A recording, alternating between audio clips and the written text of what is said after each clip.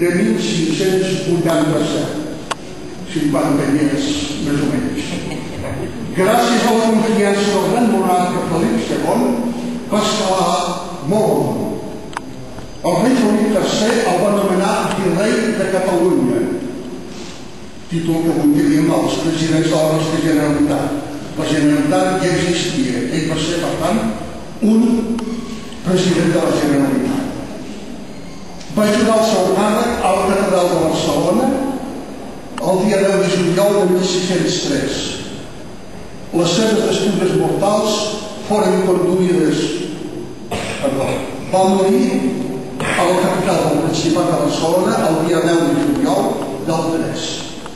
Les seves despulles mortals foren conduïdes 2 dies després cap a Tarragona amb una escorta de 20 galeres de Gènova i va ser sepultat en un magnífic mausoleu a les capelles de Sant Joan i de Sant Dolors a la nostra catedral que podem al goig avui visitar. Per tant, va viure uns 64 anys. Li són reconegudes excel·lents virtuts pastorals, profund coneixedor dels cànons, de les lleis, teòleg consumar, és el resum que en fan els seus coetanis, i el seu vot fou de gran baula en matèria històrica.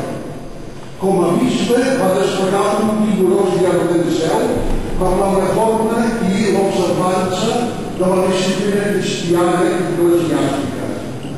A ell es deu la publicació d'un famós volum de les constitucions provincials tarraconenses.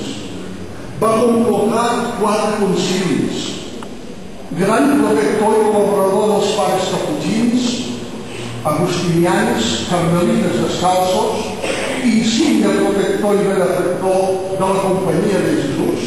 Ell va posar la primera pedra del noviciat de Tarragona, on s'hi aixoplugaria un compilador, Pere Claver, fill també de Verdú. Els dos coincidirien uns anys aquí a la nostra capital de la metròpoli. En el concili de 1602 va promoure la beatificació del fundador Sant Ignasi de Loyola, fundador dels jesuïtes. També, junt amb els de Barcelona, va demanar la canonització de Ramon de Penyafort. Va realitzar grans obres de decoració a la mateixa catedral que som. Les 2 capelles dedicades a Sant Joan Evangelista i a Sant Fructuós, i al bell mig s'hi preparà aquest mausoleu de seda i una casulla ricament adornades amb brodats.